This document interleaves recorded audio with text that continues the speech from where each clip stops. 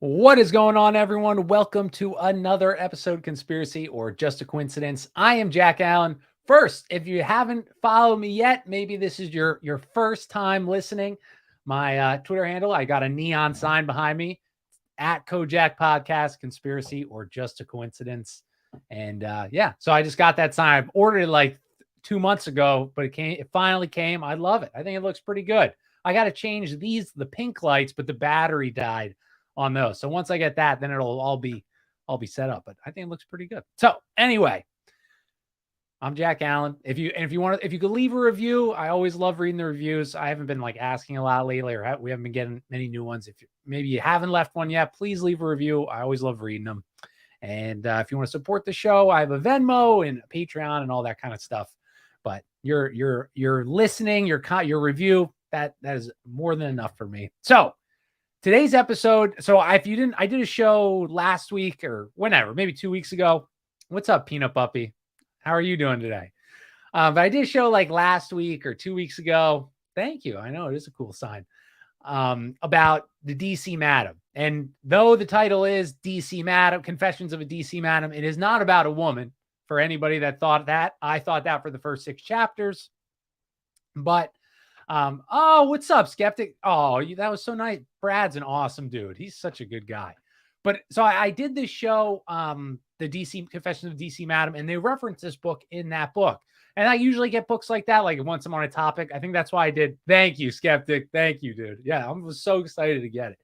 But I think that's why I did like 6 Templar shows in a row, because I kept using the books that they would reference in there.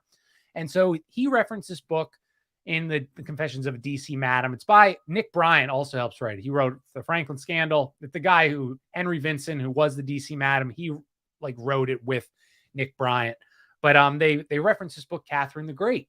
And let me get the exact title. I think the exact typo is Catherine the Great and the Washington Post Empire. So not to be confused with Catherine the Great from Russia. Obviously, it is a play on words here. But Washington Post has always fascinated me. Mainstream media has fascinated me, just like I'm sure it. And we all know they're so corrupt. They're funded by these groups. I mean, Tucker Carlson, we all know he's a CIA operative, but that doesn't mean we throw everything away. That doesn't mean anything he says is a lie. I mean, he just was on Twitter. He's going to do a show on Twitter now, and I think he says, and it was funny. We went to my wife's family's house today to tell them we're pregnant. And her mom's like she loves the Washington Post. So, but her dad, he's more a conservative guy. And we were talking about because he watched what Tucker Carlson said too. And he said how the mainstream media, there's certain things they can't talk about. And we all know that, but so I mean, like people are like, oh, Tucker Carlson, he wears a red Kabbalah bracelet. He does. Would I trust him with my wife? No. Would I believe everything he says? No, but he also has such a huge audience that just to get that generation, the boomer generation and others that still watch mainstream media, just to get their attention to say, wow, so the news doesn't say everything that's real. Yeah, that's huge, dude. That's somebody that you can utilize to hopefully bring more people into research and into what we do. But I'm getting off track here. But so the Washington Post, right? So I was fascinated. This book is amazing. And just how we'll just start. So Catherine the Great, her name is Catherine. Meyer is her maiden name. Graham is her married name. She married a guy, Philip Graham, who, Catherine's father is the one that owned the Washington Post. He bought it in 1933. During the Depression, I'm sure he paid top dollar for the paper at that time when people were going broke. And it was a small paper then. And it's just funny now. It's Jeff Bezos's paper now. So anyway. But she came into national. Catherine the Great. What's up, Robert? Dude, what's going on, man? My flat earth friend. What's going on, buddy? But she came into national. The Washington Post built its name on the Watergate scandals. And they ran, and I'm going to say exactly like what the book says. And I'll try not to add my own input into it. But the book is written like Catherine and the Washington Post is these gladiators fighting for the truth, Oh, they're doing real journalism, just fighting for the American public and they want what's best for you. And side note, the Washington Post for Henry Vincent, the DC Madam's case, his mom, he got interviewed by them when the trial's going on. His mom gets interviewed, and his mom, and it's getting serious. And his mom's worried, obviously, as any mother would be, with their son interacting with the federal government in a lawsuit. And the Washington Post is against them. They're printing lies. They recommended Henry Vincent's attorney, this Greta von Strasberg, who would throw the case, get a show on Fox News.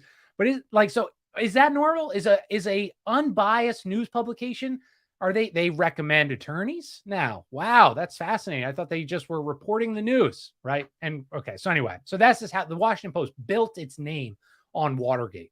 And they ran, quote unquote, daring stories of political corruption that literally led to the Nixon White House collapsing. And this set her up to be a newspaper, and this is the quote, with a conscience.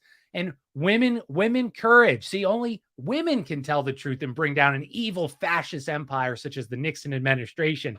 I mean, she grew to legendary proportions.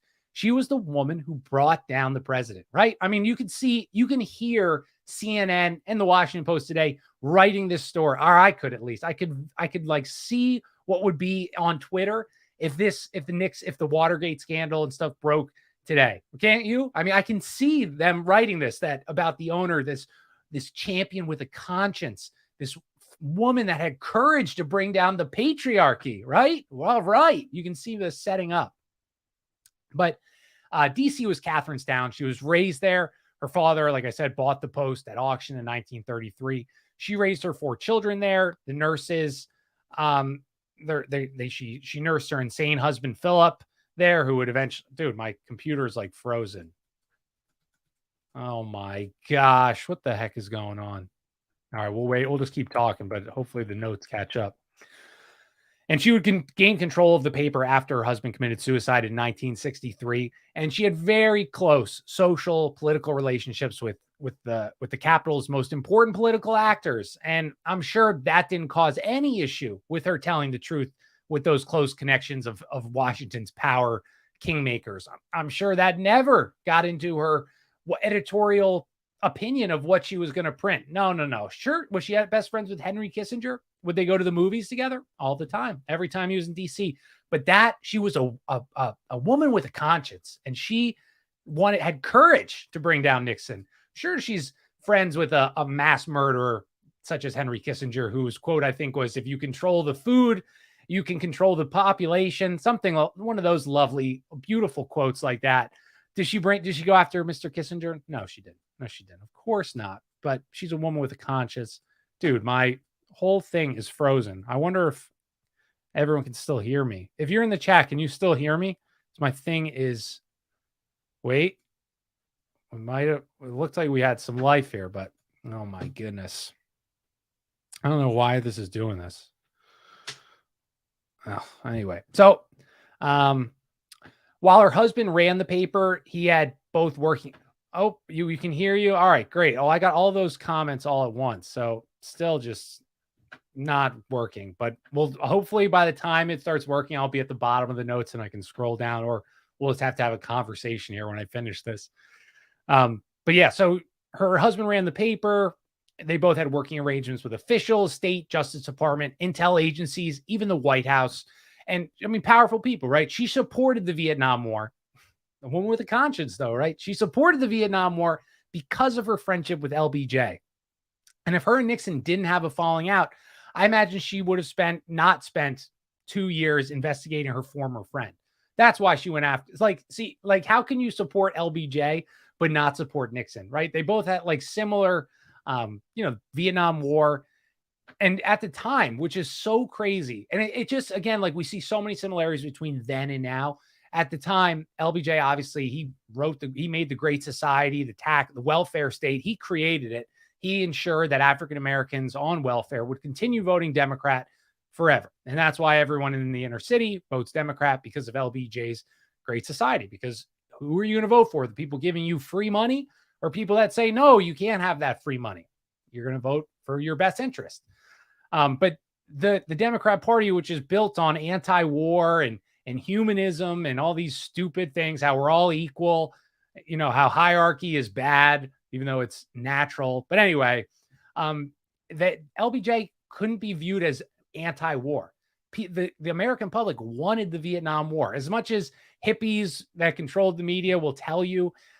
He had to be pro-war. He wouldn't have won the election, supposedly.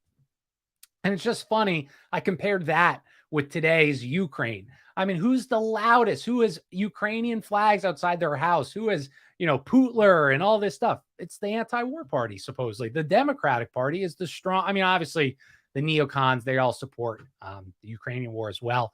But it's funny. It's like comical. All right, I have to like click out of this, I think. It's just not. See if I can get a new tab open. Oh my gosh, guys, this is crazy. Oh gosh. I don't even know how I use Control Delete on stupid. Dude, nothing is working. It's just. I might have to like pull the notes up on my phone here. That's like the best. That's what we're gonna have to do because I don't know what else to do here. So bear with me 1 second here while I pull it up on my phone. Unbelievable. My wife's laughing over there because of this. Google Docs. But yeah, it's just funny. This whole book, it's like, it just, again, it reminds me, I know history rhymes, history repeats, but it's just so comical how it's the exact same things. And we're going to get into it as soon as I get my notes back up, but they're just, people don't change, or the mainstream media. I used to think like, oh, it's just gotten bad recently. And no, it hasn't gotten bad recently. It's been like this always. It's just always been like this. Google Drive. Okay. Let me see. Almost there, everybody. Almost there we go. Okay, Google Docs. What are the odds of this, right? Why does this work? Why does this happen? All right, we got it. Success.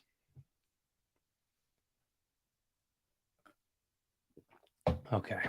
Now we're all good. So my computer's totally frozen, but if you can hear me, that's great. So we'll just have to pull it up on here. All right. So Nixon hated the press. And so I don't know enough about Nixon. I had my good buddy Phil on. He's a big reader as well. And we did a Nixon show. So the more I've read about, I have that rule. Like if history says you're an evil, corrupt person, you tend not to be. Usually it's the opposite. If history views you favorably, it's usually because you are an evil SOB and you don't deserve to be viewed favorably. So Nixon, obviously, we laugh at Nixon. History calls him Tricky Dick and makes him out to be this criminal, this mastermind, this evil, corrupt man. I probably don't really believe that. I'm guessing I'm sure he was corrupt. I'm sure he wasn't our guy. He reminds me a lot of Trump, but he hated the press, just like Trump hates the press, hated the Post. He had hated the Washington Post for 20 years before Katharine was even there, when he was just a congressman. And Nixon notoriously, he'd been dubbed the witch hunter because he was on the House of Un-American Activities Committee, which helped set up his career. And Dulles helped him get into power, just so you know, like how he won his congressional race was all Alan Dulles' workings. He knew he was going to be his communism guy. Genghis Khan, Jimmy Savile, evil. Those are great. That's great. Great point, Skeptic. Yeah, Savile's great. I don't know what do you think history views Genghis Khan as? I think they kind of just view him as a violent guy, but I don't know. Maybe I'm a little biased because I like Genghis Khan. I like learning about him at least. But yeah, so so Nixon, history views him unfavorably because he hunted communists. Who writes our history books? Communists. I mean, at least left-wing Marxists, the woke people are communists. All the people that are kind of on the left side of the spectrum, AOC and stuff like that, these are socialistic, communistic policies. I'm not telling you anything you don't know. And so Nixon, if he's hunting, and that was what was funny, Nixon was hunting these communists all in Hollywood, all over in politics. And a lot of times their kids are the ones writing these articles. So we'll keep going here. he despised Philip Graham, and not because Graham opposed shocking Philip Graham, Katharine's husband, totally out of the blue, didn't agree with hunting down communists. Now, why would he be against that? Well, his parents were investigated. And so in 52, when Nixon was on the vice president ticket with Eisenhower, Graham printed a story about Nixon, about a Nixon campaign slush fund, which was created crisis in the Republican ranks. And Nixon was forced to deliver this famous speech. It's quote, the Checkers speech. And basically this money that all of these politicians spend, it reminds me so much of the Trump, just what's going on with Trump now. I mean, he's not our guy, but this lady can't remember when the rape occurred. She can't remember. She didn't report it, until it was profitable. And obviously the jury is going to not convict, but whatever correct phrase is, indict Donald Trump. So he's going to have to settle unless he wants to go to court and face a jury of New Yorkers who definitely aren't going to vote on his side. He's going to have to financially settle outside of court. And so, so Nixon had this slush fund. He got like a dog supposedly from this fund, and that the dog's name was Checkers. And I think he even like had the dog, like, you want me to give back my family dog Checkers, in the speech. And that's why it's called the Checkers speech. But despite all this stuff, Philip Graham's article, and again, this was in the early 50s, 52, Katharine still supported Nixon for president in 68 because the Democrat, and this is huge, the Democrat nomination in 1968 was this guy, Eugene McCarthy. He was anti-war. So again, this Washington Post, and we're going to learn Katharine's this communist sympathizer. I want to support the people. Oh, we're all about kumbaya and getting along. But yet she supported Nixon in the 68 campaign because the other guy wanted to pull out of Vietnam. So again, what's changed? Nothing's changed. It's the exact same people, neocon, war hawks in power. But in exchange for her Nixon support, she expected his friendship, right? Instead, she got the opposite. She got companies, including Newsweek. Oh, so she got hit with this quote: the Washington Post and its subsidiary news companies, including Newsweek, all grind out the same editorial line. Powerful voices hearken to the same master. And that was Nixon's quote about Katharine Graham. So obviously that's not going to make her too happy, right? And this boxing match would culminate in 1971 when the New York Times published stories based on the Pentagon Papers that classified Defense Department documents, that's the Pentagon Papers were. Basically, they were saying how there was deception in the war, and the Nixon administration official asked executive editor Benjamin Bradley to not publish the Pentagon Papers. And Bradley said, "I'm sorry, I'm sure you understand, but I must decline." And Bradley, he's going to be big in the Watergate story. And my dad, when I told him I was reading this book, he mentioned this Benjamin Bradley's name. And history, because he's that age. But history views all these Benjamin Bradley, Katharine Graham as these courageous people stepping against the federal government. Oh, wait, let me read what Skeptic. What's up, Dave? How are you doing, buddy? Blinky's covering the CNN town hall, and Trump addressed the rape brilliantly. He was like, why would we play hanky panky in a dressing room when I own a hotel a few doors down? That's hilarious, dude. I saw, what was his court thing when he said, she's not, the lady was like, what did you mean by when you said she's not your type? And he said, she's not my type. She's just not my type. Look at her. She's not my type. But hilarious, dude. That's why I want him to win again, dude. For the clips alone, I'll vote for him. He's got mine. If he's running, take it. I know, Dave Harry. I saw your grill, dude. Nice. You're charcoaling it up. I hope you're doing well, buddy. So the Nixon attacks were stepped up, just like the press with Trump, more bitter. In June of 72, Katharine and Bradley covered the arrest of the Watergate burglars. And hilariously, Katharine became nervous after her takedown. She didn't listen to this. She didn't want her journalist to start. And why would she get nervous, right? She just broke the corruption scandal of the American history, the biggest story ever. She broke the news. Why would you be worried after that? Well, why was she worried? Because she was worried that her reporters would start investigating her friends with the CIA, her ties with Henry Kissinger, and all these people. And that's why she became nervous. And so a few months after the Nixon takedown, she wrote an essay. Listen to this, dude. Listen to this.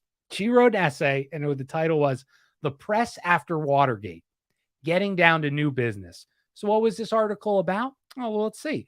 It's where she complained that dedicated public servants like Nelson Rockefeller and Henry Kissinger were her friends and understood the requirements for disclosure. She felt the scrutiny of political behavior was not the proper way to determine a man's fitness for office. To judge a leader, one must outlook his character. Nixon was just an exception to this rule, I guess, right? So everybody else, we have to look past their actions and their character defects because we have to see, are they doing good for the assured? Are they secretly a closeted homosexual that is committing adultery on their wife? Okay, but are they passing left-wing agendas? That's the question. If they are, we'll look past it. If they're Republican doing it though, no. We got to bring them down. So what's different again? What is different between 1972 and now? Absolutely nothing, just the internet. And their last quote was, reporters now should just report the news.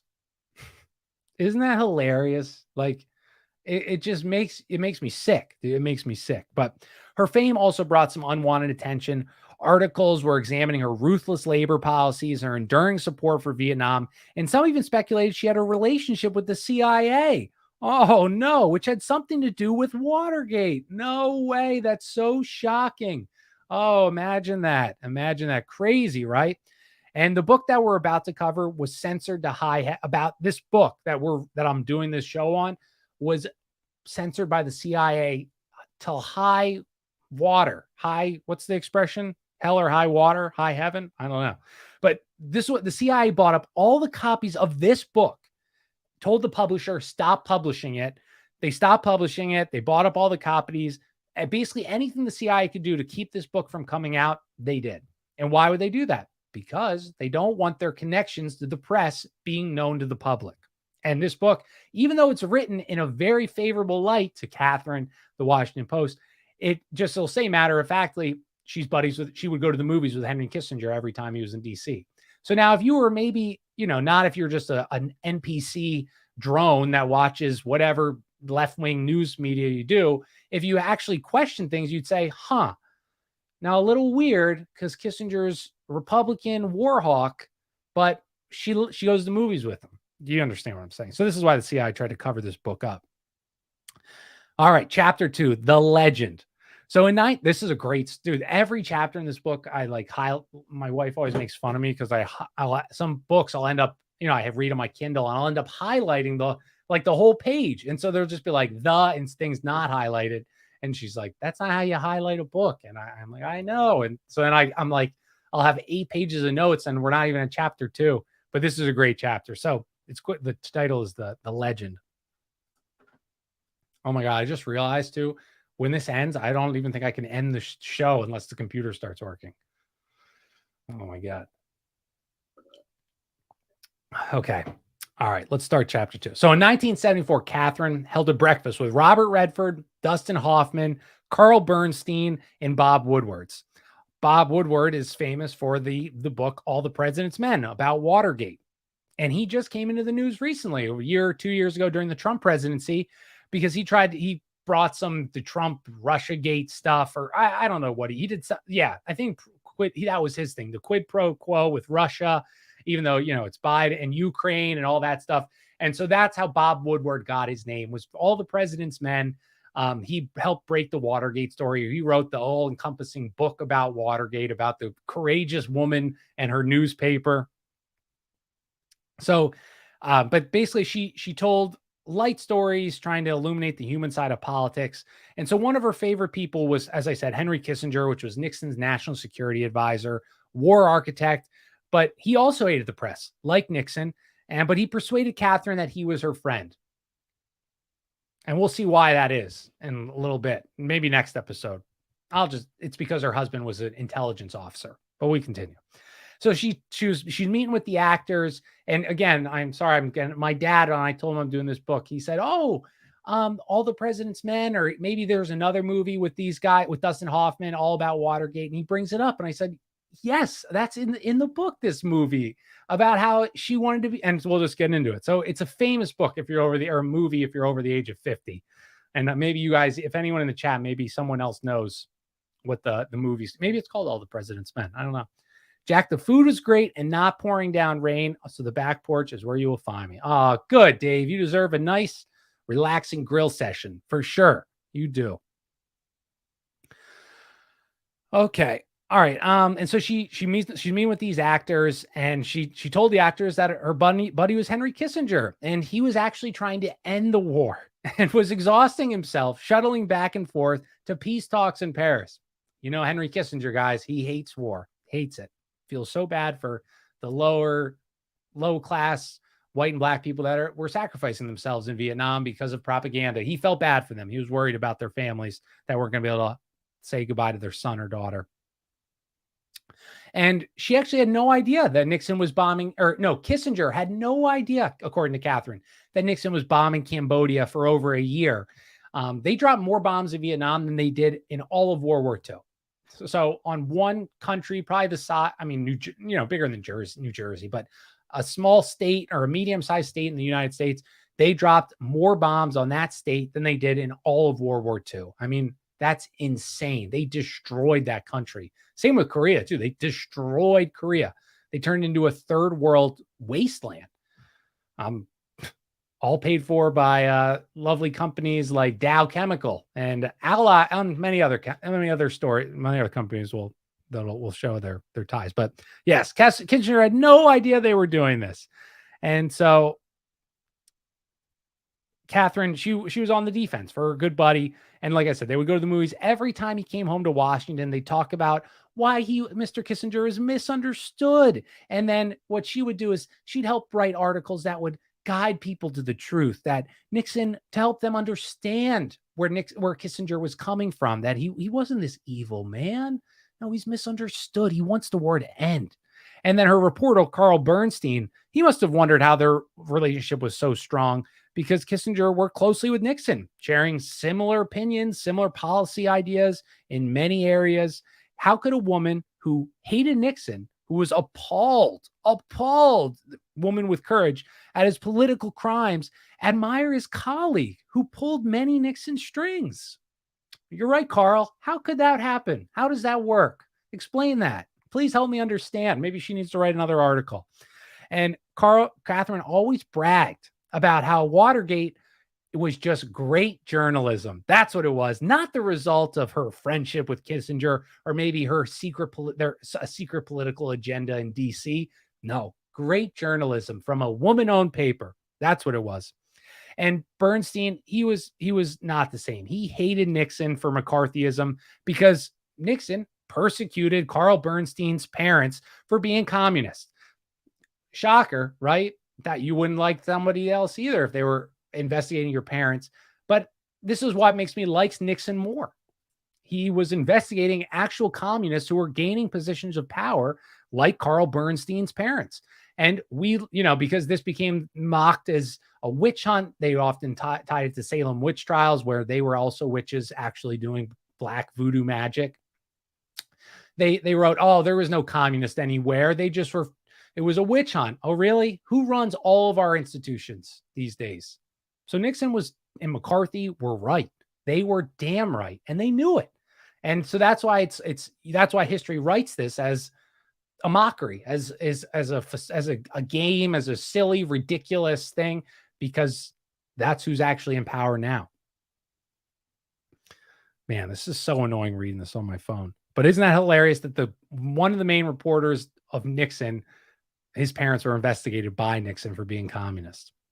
And so he knew Nixon was going to be caught, and Bernstein had a psychological study of two of Nixon's men, Mitchell and Gordon Liddy, and how his finance counsel of committee to reelect the president had been indicted for paying the two quote-unquote burglars. And the book title was The Worst and the Dumbest. And Robert Redford got his hands on the manuscript. He told Bob Woodward the story should be about them, the journalist, uncovering, sleuthing the story out, not the CIA agents involved. And the book was rewritten, got $500,000 for the rights. They casted Woodward as Woodward as Dustin Hoffman. And so Katharine would talk with Robert Redford and Hoffman to get primary photos of the office and all the background info, et cetera, et cetera. And they wanted to have like an exact copy of the Washington Post office. And they even had an idea of who would play Katharine in the movie. The filming was almost totally complete when what happens? Katharine changes her mind. She says, no, actually, I don't want to be in the film. And she tries to use lawyers, every avenue she has available to her to prevent Redford from finishing the movie. She was unsuccessful for the most part. They were able to cut her totally out of the movie, except like all references of her were deleted, except for one unflattering remark by John Mitchell. So All the President's Men premiered in Washington in 1976. Basically, it was DNC propaganda to destroy Nixon's legacy and the Republican Party. And I just found that I love that chapter so much because there was just so all these people, their parents were involved. Yeah, I just thought that was a great chapter. So anyway, her dad. Now, who is Katharine Graham's dad? And it just, again, it's like, I would love if somebody who knows more history than I do, I'm sure there's many of you out there, if you can tie when banking and spy work and the occult all came together, because that's what the Washington Post is. That's what the story is all is. It's the international bankers, Katharine Graham's dad, CIA, spy networks, and the mainstream press. They're linked even at this point in time. And I don't know, maybe we could take it back to John Dee. He was a spy practicing the occult, and that was, with the Virgin Queen Elizabeth in the 1500s. It might even go back further than that, but clearly money is tied with spycraft for a long, long time. So her dad, who's her dad? Her dad is Eugene Isaac Meyer, born in 1875 to an upper-class Jewish mercantile family in Los Angeles. And his father, Mark, came to Los Angeles in 1860 from France, fleeing anti-Semitism. And Cali had just been a Mexican location 10 years previous before Eugene's father came to California. But many of the French Jewish population had gone to Los Angeles at this time. And so it was basically a Jewish colony for the most part. And it's one of the reasons why the town was developing. They had industry and business. And by the time Eugene was born, his father had built this huge business. He was a consular agent for the French government, imports, exports, fiber, fabrics. He was a banker. He was a gold speculator. He was a real estate investor. And Eugene's dad was also a rabbi. And his dad had ties with Napoleon, shocking, fighting for rights in France for the Jewish people. So I'm just saying this backstory is important because it links these people. They're going to share the same values that their parents have.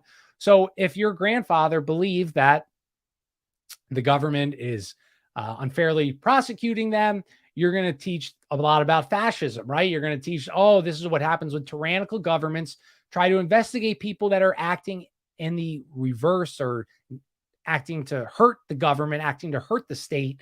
And they shouldn't be prosecuted or chased down. So you're going to teach that to your kid. So you can see why Eugene, Katharine's father, was a very left-wing radical who believed that the government, it's fascist to want to be nationalistic, right? And so Katharine's going to have those views. So it's no shock why the Washington Post is such a left-wing rag. It's because that's what her father, that's what she was. That's what her dad was. That's what his dad was. It just continues on and on and on.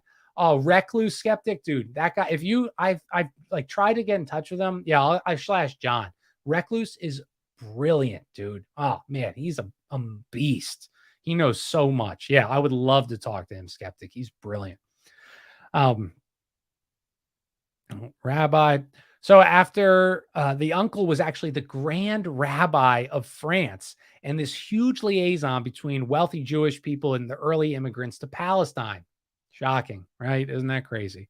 So after the father passed, Eugene's dad headed west, and his cousin Alexander Wheel was a San Francisco representative for the Lazard brothers. Who are the Lazard brothers? No, none other than lovely investment bankers whose ventures would include such wonderful, good fights, right? They helped finance the Revolutionary War, the French and Indian War, the Civil War. So the Lazard brothers, you see, they only pick benefiting for humanity events, right? They pick, they helped fund the slaughter of hundreds of thousands of people. But guys, they're for the good of people. They're for the good of people. International bankers should literally be use that that one device they used in the French Revolution, made by that doctor that was a Freemason. It's a big wooden thing with a metal thing that drops. That's what probably should be the result. But anyway, I probably now have to take this off YouTube for saying that. Maybe that was vague enough. So yeah, what a great company. So that was what Meyer's family, his uncle, worked for this company, the Lazard Bros. So the Wiles and the Meyers and another prominent Jewish family, the Lazards, were all related due to intermarrying. Mark started working in a dry goods store where items were paid for in gold dust, which would be sent to the Lazards in France. And soon they were lending money to businesses and real estate developers and continuing with family tradition of working in banking. And soon Mark would leave the dry goods store, head to LA with Lazard, and both men would join vigilante groups to protect from Mexican and Mormon invasions. He would become a partner in the banking company Solomon Lazard after marrying the daughter. He was 23, she was 16. I marked that because I thought that was weird, but maybe at the time that wasn't that weird. It's not a huge age gap, but I thought, that's a little. If I was 23, I shouldn't be hanging out with 16-year-olds, but I know it was a different time. So we'll let that slide, but I wanted to point that out. The ceremony was performed by the wife's father, also a rabbi. So the wedding ceremony, rabbi founded 4 synagogues. Eugene's dad, Katharine Great's grandfather, the lady he married, her father found 4 synagogues in the United States. The one in Los Angeles still exists today.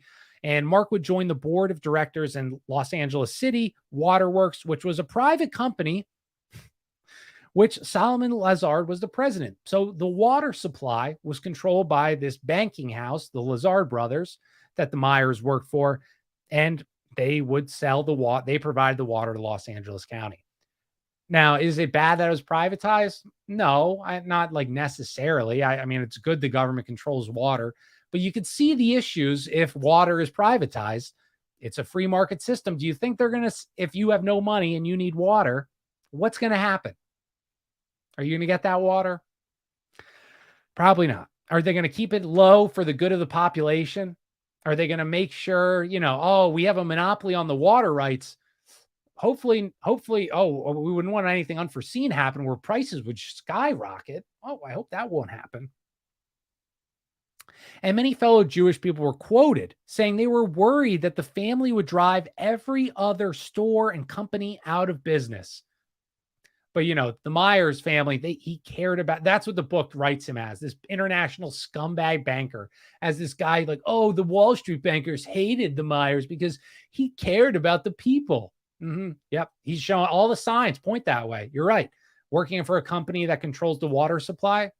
Yep. That sounds exactly like that's what Jesus was actually doing prior to his ministry. He was gaining monopoly water rights for all the people in Bethlehem. Their water company would get a government contract for 30 years. And the French government even reached out to Meyer asking if he could be their feet on the ground for the French investment in the West. And in 1868, anti-Semitism was on the rise, and Mark Myers founded a Jewish Defense Society. With his banking connections and affiliation with the Defense Society, he had many European contacts. In 1870, his alliance would fall apart when the Franco-Prussian War broke out, and the Jewish community of LA was split because half of them were from France, the other half were from Prussia or Polish, and Polish were on the Prussian side. And so it caused a big split in the Jewish community in Los Angeles at the time.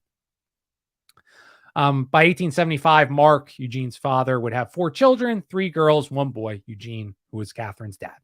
And Eugene would grow up in this super rich house. He had 20 maids, butlers, blah, blah, blah. I mean, they were loaded. And Mark, his dad, would end up directing all West Coast investments for the Lazards in London, Paris, and American banks. So a lot of power. right? I mean, this kid came from power, dude. I mean, could you imagine the place where your dad worked controls all investment from London, Paris, and the United States? That's a lot of power. And Eugene, he was just a brat, essentially. He becomes, it's so funny. Who becomes left-wing radicals? Rich people. Karl Marx. Also, well, no, I don't want to get into that. Karl Marx, what did his dad do? I think he was rich as hell too. He was rich as shit.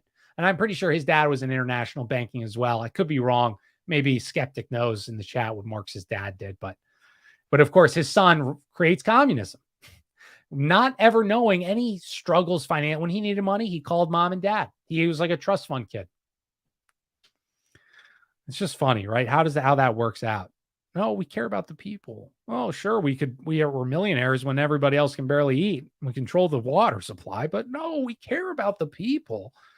They would even become connected with Levi Strauss, fortune in 1892, when the oldest daughter married one of the Strauss heirs. So this is connecting the Meyer family with another powerful Jewish family, the Strauss.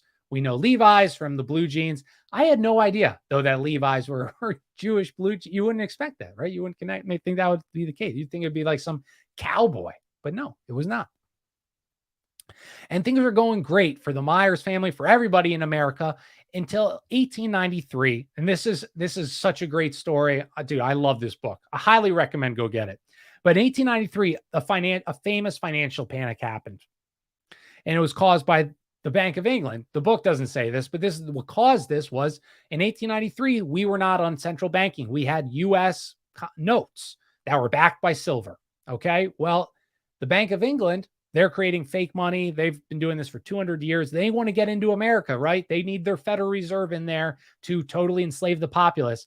And America's economy is destroying. It's just everyone's killing it. They're doing great because there's no parasitical, leech, the Federal Reserve yet. And so everyone's doing well. In 1893, the Bank of England pulls all their funding out of America. Why? Because they wanted to crash the economy, which they did. And history will tell you the reason why this happened was it was the Sherman Act, the Sherman Free Silver Act of 1890, which caused the collapse of 1893. What was that act? Well, it required the Treasury to purchase $4 to $8 million of Western mined silver each month and mint equivalent silver dollars for what they mined. And at the time, the rest of the world was on the gold standard. And bankers of Europe knew that they couldn't rob the world blind if silver was the system in this new land, this new world. And so I've talked about this in one of my shows, the history of central banking. But if your currency is backed by gold, it still works. It's still a good system, but gold causes hoarding. If your money is backed on gold, it causes the elites to hoard their wealth. It's still a scam for the populace. Now, if your money is backed on silver, that is the money of the people. And that is how you get people to exchange goods freely, how to build wealth, because it's a more readily defined, precious metal. It's not as rare as gold. It's not as valuable. So because America was built on pushing silver, the bank said, oh, crap, how are we going to, get people caught in loan scams? So they pulled their funding. So the Bank of England started pulling all their money from American industry, especially the railroads, which were supported through J.P. Morgan. And according to the lame history story, the great man Meyer, the great man, he tried to persuade the bankers to stop taking their money. He said, please don't do this to my country. I love these people. And amazingly, he convinced J.P. Morgan, and Morgan himself then said, you're right, great Meyer man. Let me persuade the bankers and see what they think and to stop doing this. And so the act, because of his hard work, his determination, his grit, the same kind of grit used in Watergate, the act was repealed in 1893. And this panic caused Americans to associate Jewish people with the banking thievery and banking industry. And the common phrase at the time was the Jewish banking fraternity. So this is obviously setting up, this is raising anti-Semitism in the country. And people will always fight, right? They'll always, I've talked about this so many times. I don't think it's a race thing. I think it's a probably more internal thing, because there's evil people all over the world. And they just use an Abrahamic religion to hide behind. But anyway, people that are families, obviously, if you have commonality with somebody, you're going to work with them. And if you share beliefs and anything else on top of that, it's just gravy. So if somebody shares your religious beliefs, your political beliefs, your corruption beliefs, you're going to putty up with them, right? If you can gain more power, if it's mutually beneficial. Gold, silver. Karl Marx's father was a lawyer. His grandfather was a rabbi. Thank you. I knew you would know, Skeptic. I knew it. But I knew he was rich, though. I know that. But I guess being a lawyer, I'm sure he did well at the time. So Eugene, though, he would go to Yale after the family moved east. Another fascinating part of the book. Let's just do it. And so he had a fascination with European politics after 1894 when the Dreyfus Affair happened in France.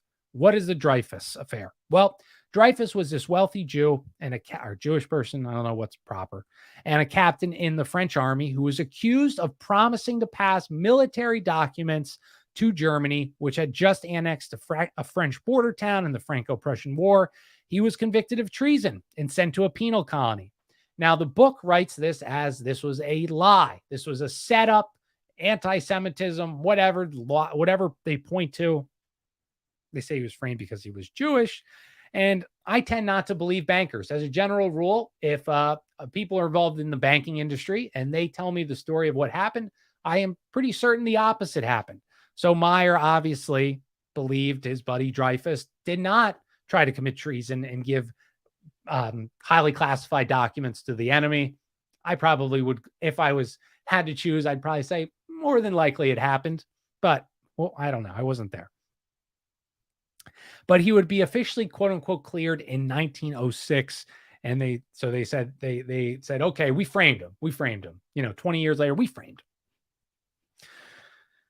him. Germany would join this triple alliance, which Germany formed with Austria, Italy after the Franco-Prussian War. And it allowed Germany to focus more on commercial and colonial expansion rather than fighting wars. The Lazard banking house was becoming stale. Other bankers, Morgan, Bob, all of them were financing arms manufacturing in France, Great Britain, and Russia. And of course, why were they doing this? Oh, because they wanted to stop German aggression and expansion. Yep, that is why J.P. Morgan and the Meyer family supported the arms, supported building military weapons of murder, because they love people and they wanted to save the world from German expansion and aggression. You can see already they're setting up World War I. And I did a World War I episode. They were trying to get World War I to pop off for 30 years. And it was all because Great Britain and France didn't want Germany to be they were having a better economy. They had better inventions. They had better everything. They were destroying them. They didn't even have any colonies and they were still kicking the shit out of Britain. And they didn't want to lose their place. And same with France. So that's why World War I happened. And J.P. Morgan and the Meyer family, Katharine's dad, helped make sure that that they had weapons to kill each other with. And the Rothschilds, they were also involved in that. If you didn't know, they were floating billions of rubles of Russian bonds to pay for the Trans-Siberian Railroad. They just wanted people to have a train to go to Siberia. That was why they did that. This is me being sarcastic. I think we get the phrase j'accuse from the Dreyfus Affair. Skeptic, you haven't been wrong yet. So I love it. But what j'accuse? What is, I have to look up. I never knew there was more to that, but I don't even know where it might be. That's hilarious if it is. Jacob Schiff of Kuhn, Loeb and Company would refuse to give money to Russia, unlike the Rothschilds, because of the Tsar's oppression of the Jewish people. And the Tsars were pretty rough on the Jewish populations in Russia. But so is the Rothschilds funding a government to enslave their own people. Huh. Now, why would they do that? And they would later support the Bolshevik Revolution, which we all know, and fund Japan in 1904 to help their victory over the Russians in 1904. See, these bankers they're just so disgusting. They funded the Japanese rise to kill the Russians as payback for how they treated their populace. But they couldn't even get all their little bankers on board because the Rothschilds were funding the Russian government anyway. And So basically, all the Jewish banking houses were also at the same time financing the settlements in Palestine for the Zionistic agenda kind of thing. So the Lazard house adamantly opposed Zionism. Another reason why Meyer split from the banking house. So this Lazard family that did fund the revolution, all these wars and all this death, they were against putting a colony in Israel, returning to the homeland. And Meyer was a rabid Zionist. Shocking. I wonder what the Washington Post writes about Zionism today. I'm sure they are for it. I'm going to take a shot in the dark. And Eugene, he was becoming just as adept as his father was with money, investment. He like when he was 18 years old, he got like $800. He turned that into $5,000 in 1 year, purchasing tons of railroad stock, which would only have gone up if William McKinley had won the presidential election. He won. Again, I'm sure Meyer wasn't the only guy making this bet. I'm sure he wasn't. I'm sure many people made this bet and made sure, because McKinley was the first national-wide campaign for president, the first national presidential campaign. He was a big banker's. He was, in their pocket for sure. And then she would turn that $5,000 into $50,000. So, I mean, a great guy. Eugene, Catherine's dad, was great with money, right? And Eugene would use that $50,000 to buy a spot on the New York Stock Exchange and began operating on the floor, eventually starting his own brokerage house. And Eugene Meyer Jr. and company was started in 1903. And he was good. He was able to overtake many smaller banking houses. He became a millionaire very quickly. This is early 1900s. You have a boatload of money.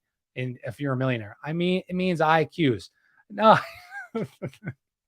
skeptic. Thank you. I know it means IQs, but I mean, like, I don't know. I've seen that in so many times in movies and stuff.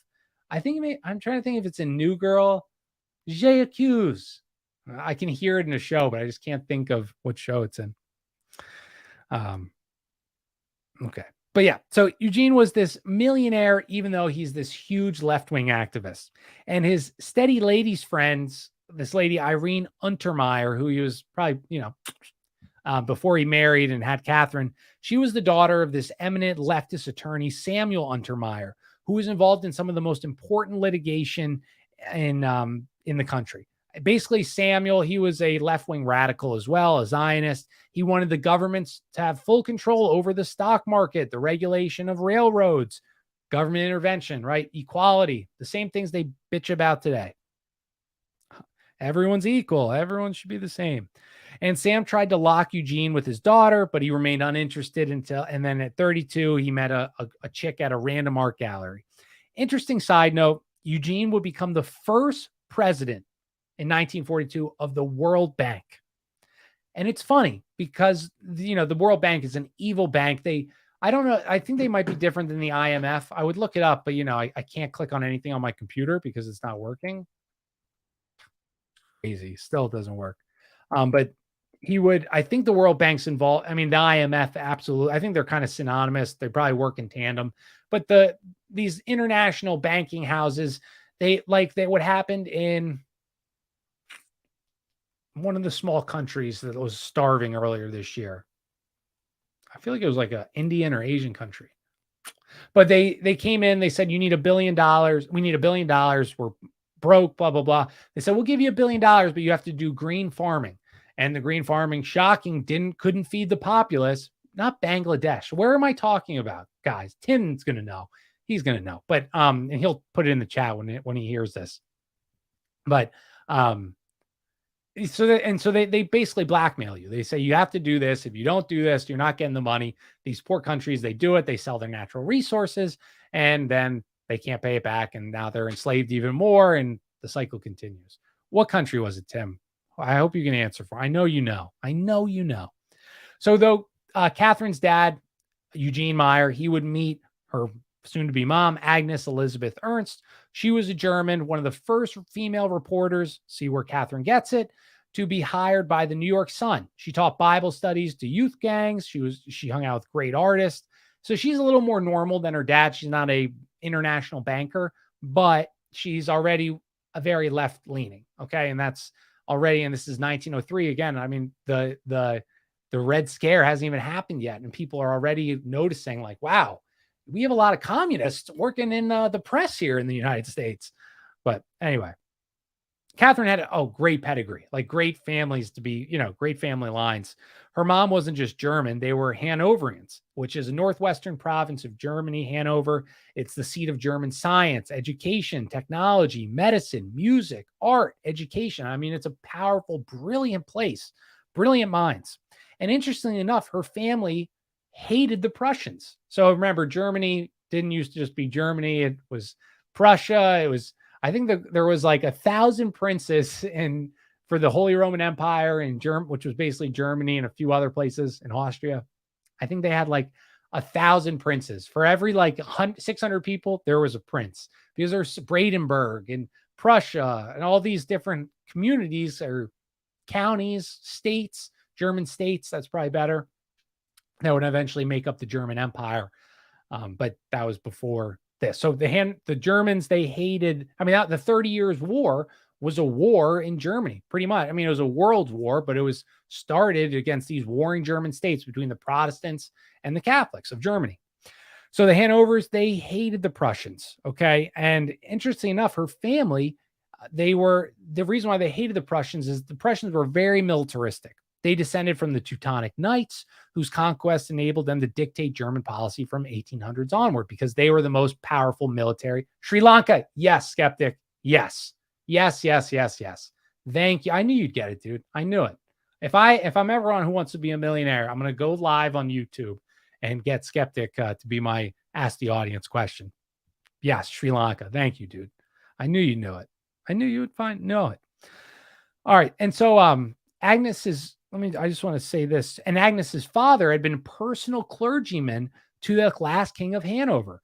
So again, this Katharine comes from a powerful family line. I mean, near royal, rubbing shoulders with royalty on one side, the other side rubbing shoulders with every international banker from here to Timbuktu.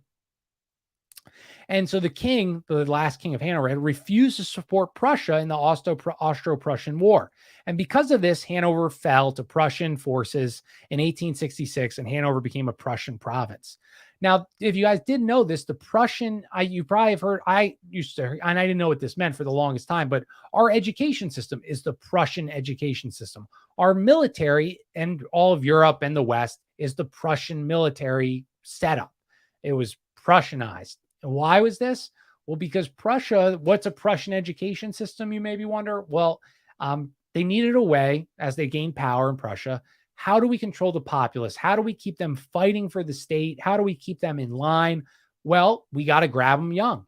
So let's propagandize them into championing in service of the state, fighting in service of the state, and get them early and brainwash them. And so that's Horace Mann. He went over to Prussia. He learned all about this. He came back to America and instituted our current this mandatory schooling, which was based off the Prussian education system.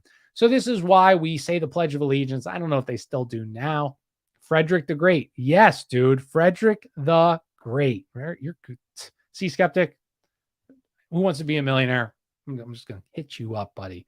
But yeah, so I just found I always, when I would read, because I read that in John Taylor Gatto's book, Dumbing Down America or something like that. And he talked about the Horace Mann and bringing the Prussian education system over from Prussia. And this was because they needed a way to propagandize the public. And how you do this, you get the kids when they're 5 years old and you tell them, this is how you become a good member of society. And I just found, and same with the military, it's the same thing. Like how do we get the populace to honor, to worship, to respect the military, to join the military? Prussia figured this out, and they exported that to the United States, to the West, and the rest is history. All the young men in Prussia would be conscripted for military service.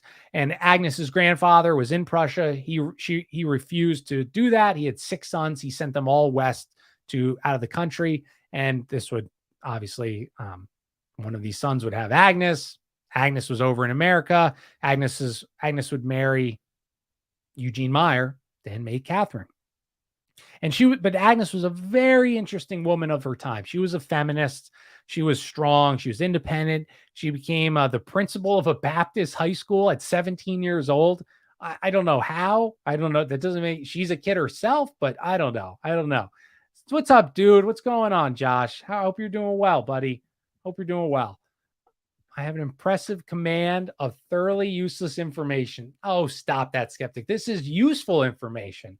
You should hear the people in my office. They can spurt out how many shots LeBron James, maybe even like how many times he's pooped over his career. I mean, they know everything about these people. So no, it's great information, skeptic. So no, no.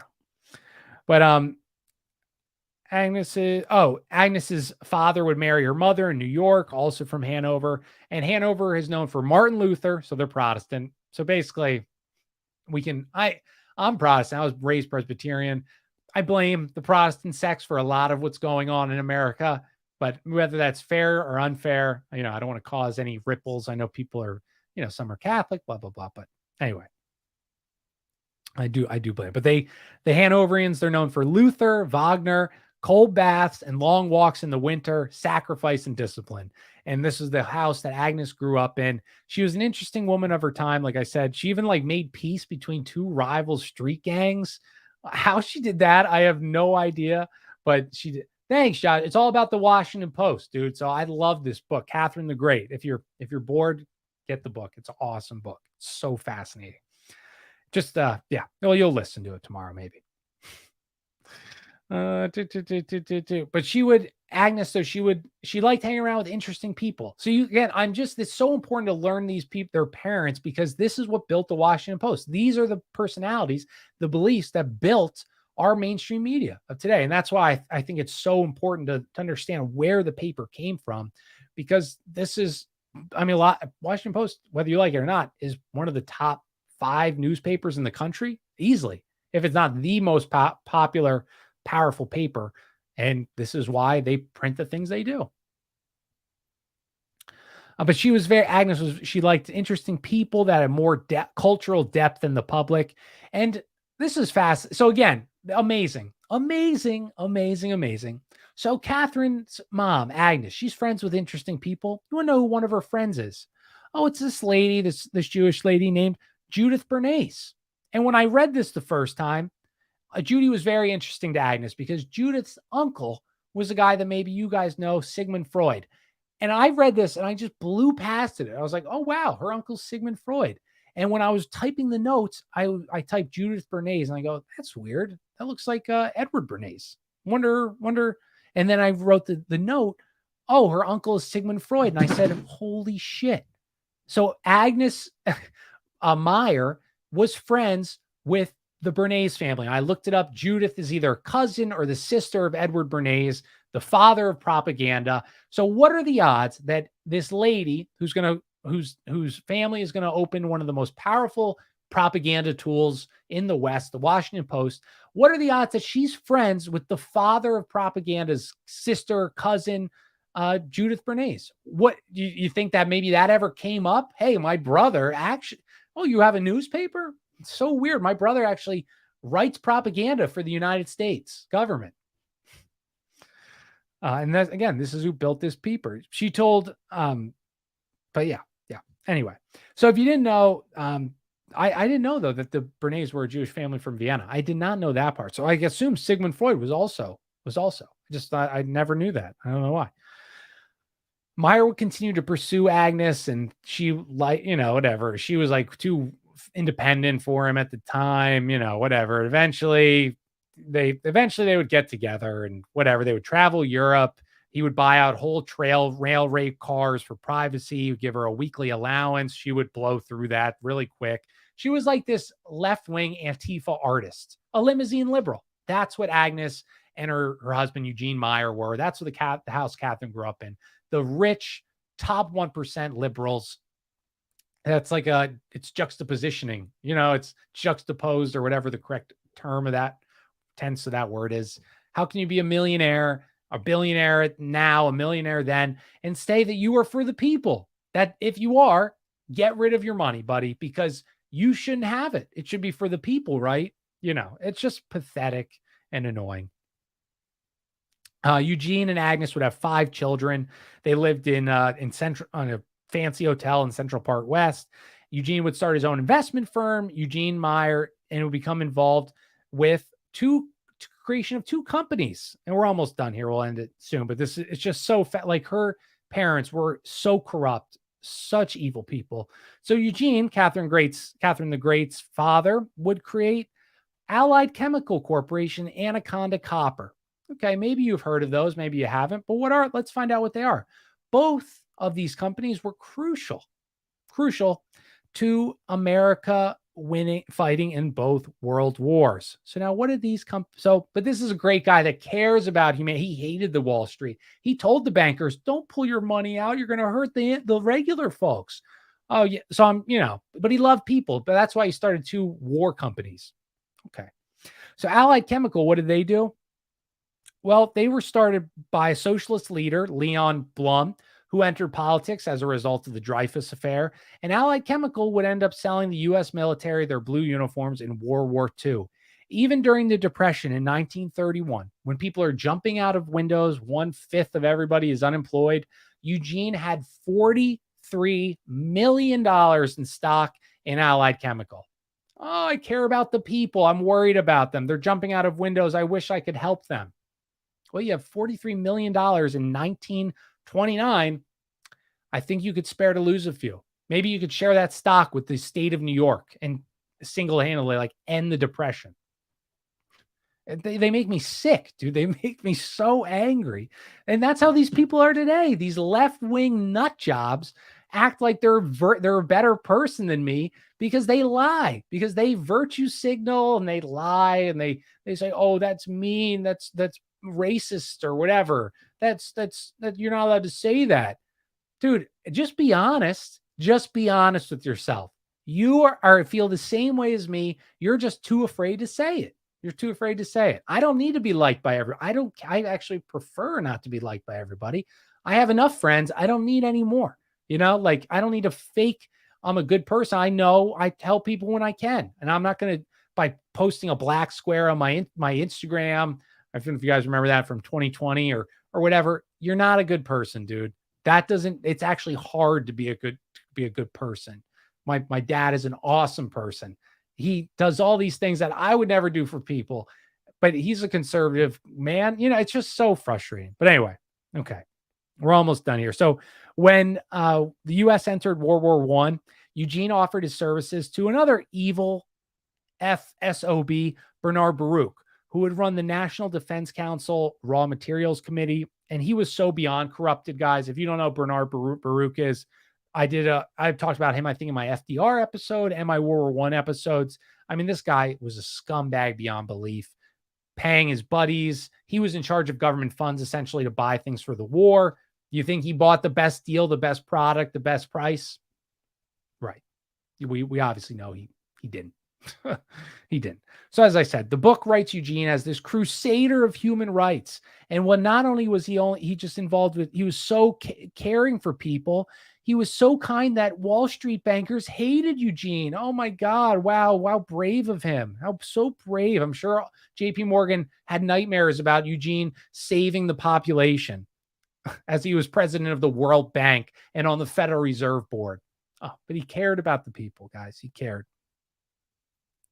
He would also become president of American Zionist movements. Cares about the people. He was also buddied with another Zionist, Felix Frankfurter, an odd man. I asked him about him when I was reading this, and he knows more, but another evil son of a bitch. And I mean, this guy had his hands in every goddamn thing. He advised the Anglo-Palestine Company, which would transport funds from London to Palestine for the settlers, the quote unquote settlers there. Oh, I wonder, settlers, huh? Washington Post would call you a colonizer. Why? What makes them settlers? Is it because they're not European? They're settlers then? They're stealing land off of somebody else? Is that why they're settlers and they're not colonizers because they're not white Christian males? Probably why. And with his help, the Anglo-Palestine became the largest bank in Israel, financing industry, agriculture, and a socialistic government. And that is where we are going to end the show today. So next episode, we talked about both of Catherine's parents. I don't know how we're going to stop this show either. I might just have to turn off my computer. But both of his parents, so we just did the backstory of both their parents. We're going to start talking about Katharine next episode. Katharine is just she's a communist sympathizer. The same things that we talked about, how she was this woman of courage that brought down the Nixon, and that's how her whole college career goes. And she's just evil, dude. She's another virtue signaler of 2020, except she's in 1930, 1950. They're the exact same. So thanks guys for listening. I am Jack Allen. If you want to go follow me, it's right here behind me on my little neon sign at Kojak Podcast. And I still did way more notes in the show. I just don't want to keep going. Got to hang out with my wife. She's has to work the weekends now, which sucks.